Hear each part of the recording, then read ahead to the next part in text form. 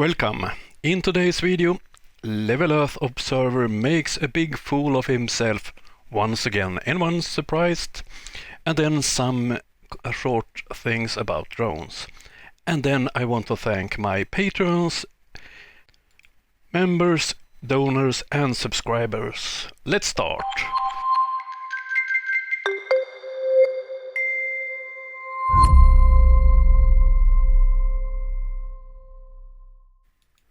Once more, Level Earth Observer have released a video about Awac planes early warning system radars in the sky. And as usual, he don't know anything about modern warfare, radars, aeroplanes. Oh dear, it's a lot of things he don't know anything about. The image in the background is taken by me and it's as fake as Level Earth Observer's knowledge about warfare. The picture is from Berget event, the world's biggest airsoft event. So it's no real war. Okay, let's the clown show begin. Just come across this old school satellite program from Russia, Cold War era, called Mon Aya. I probably butchered that. Which essentially started in 1965 and was a satellite program that was supposedly giving them coverage in the North Pole area, early warning system, obviously from America, that direction, given the tension and all the hype that went on in the Cold War during that time. Yeah, and this program supposedly started in 1965. And as usual, Leo makes up things. If he read the article on Wikipedia, he know that this was communication satellites for the Arctic region. It was not the early warning system. Again, just the way I think. I thought, wouldn't it be interesting to see if a new spy Russian communication plane with perhaps a radar dome that would do the job that these supposed satellites are doing. Wouldn't it be interesting if a plane like that came out that year? And sure enough, it turns out the Tu-126 plane came out that year. Exactly as described, radar dome, stroke early warning communication, airborne early warning and control.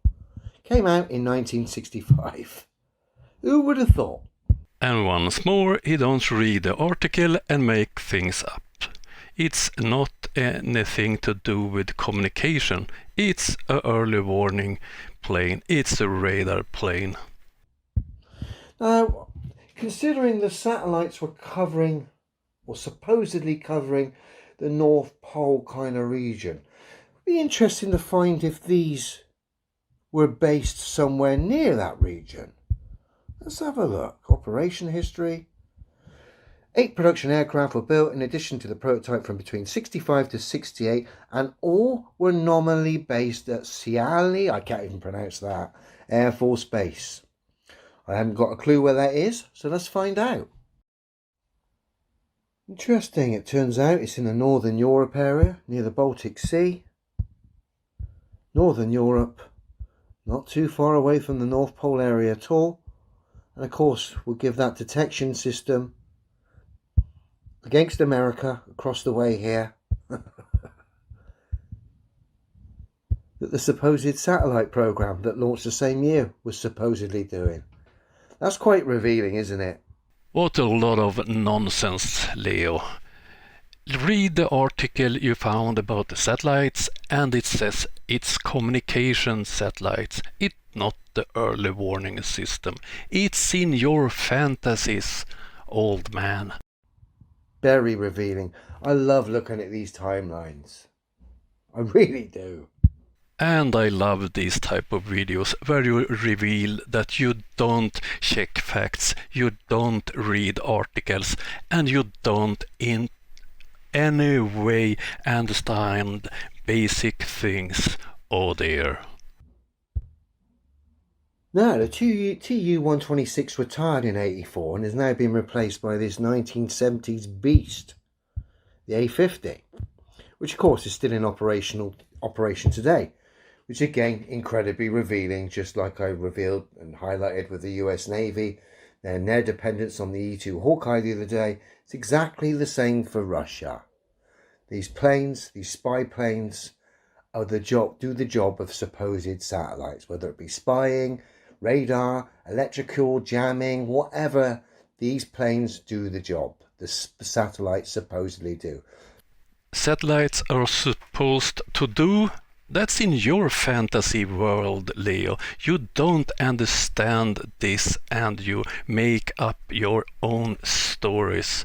These planes destroys the flat earth nonsense. These planes are needed by the US Navy and the Russians and so on to see further, to see over the horizon. Let's have a look at the war between UK and Argentina at the Falklands.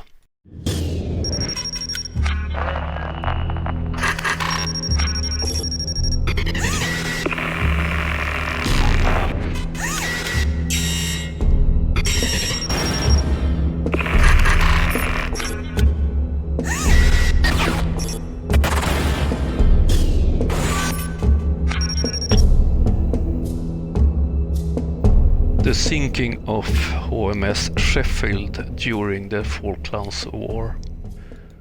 Sheffield was first detected by a Lockheed SP-2H Neptune patrol aircraft at 0750 on 4th May 1982.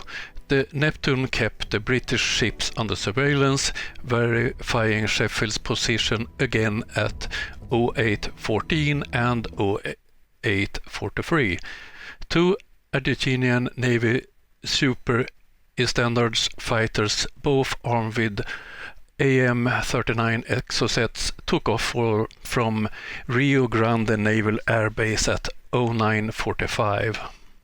On the 2 weeks leading up to the attack, Argentinian pilots had practiced the tactics against their own ships, including Type 42 destroyers of the same class at Sheffield, and therefore knew the radar horizon, detection distances, and the reaction time of the ship's radar, as well as the optimal procedure to program the Exocet missiles for a successful attack profile. At 10:35, the Neptune climbed to 1,170 meters and detected one large and two medium-sized contacts. A few minutes later, the Neptune updated the fighters with the positions. Flying just above sea level at 10:50, both fighters climbed to 160 meters to verify these contacts, but failed to locate them and returned to low altitude. They later climbed again, and after a few seconds of scanning, the target appeared on the radar screens. Both pilots loaded the coordinates into the weapon system, returned to low level, and after a last-minute check, each launched a AM-39 Exocet missile at 11:04, while 32 to 48 kilometers away from their targets. At the time of the attack, Sheffield was not protected by any Awac plane, so the Argentinians' tactics of taking advantage of the protection of the radar horizon cost 20 British sailors their lives and injured 26. This type of threat is all personnel in naval forces around the world aware of. This knowledge is important to be able to protect lives of the crew. So that the tower crane operator from the UK believes that radar planes prove that the Earth is flat is honestly a mockery of his countrymen who died because the lack of the protection of a Awac plane. I will try to explain this so perhaps a crane operator from UK can understand it. The fighter jet is flying very low and can't be seen by the radar on the ship, but the plane higher up in the sky, we can call it a Awac plane, can see the ship clearly and can send the information to the fighter jet, the position. The Argentinians did go to a higher altitude quite quick to establish that Sheffield was on the position given to them, and then they lowered before they sent the missiles to the ship. So because of the horizon, the one with eyes in the sky have the upper hand in battle. That's how it works in the real world, Leo.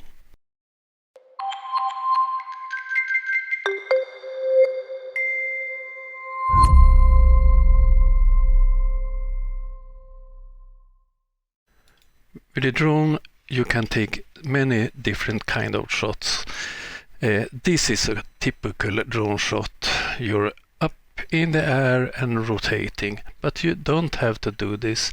In the following example, I'm using a consumer drone. It's some years old. It's a Mavic Air, the first model, so it's not an expensive professional drone.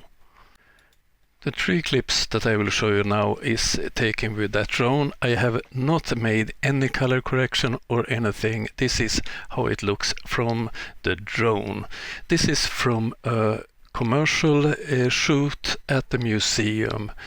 Our main camera was a red camera. It's very expensive, but some shots was taken with a Mavic Air.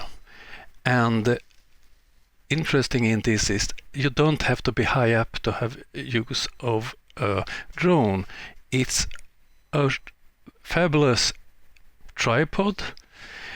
It's can be used as a dolly. A dolly is when you put a tripod on a rail and have movements, and it's a steady cam at the same time. Let's see these 3 shots. All people in these shots are hired to be part of this commercial.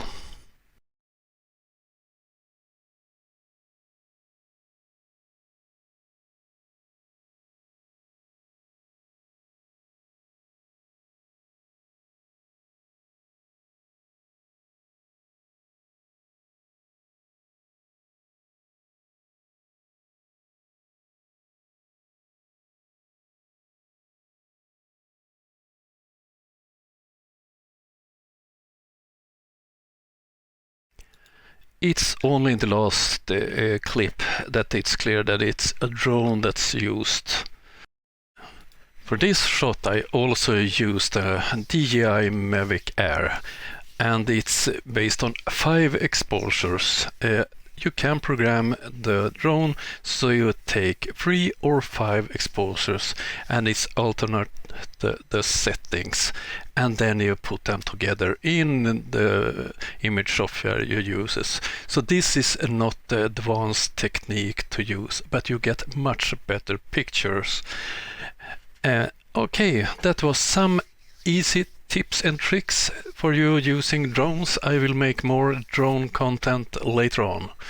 Okay, that was all for me for this time. I will be back next week. Have a nice weekend all.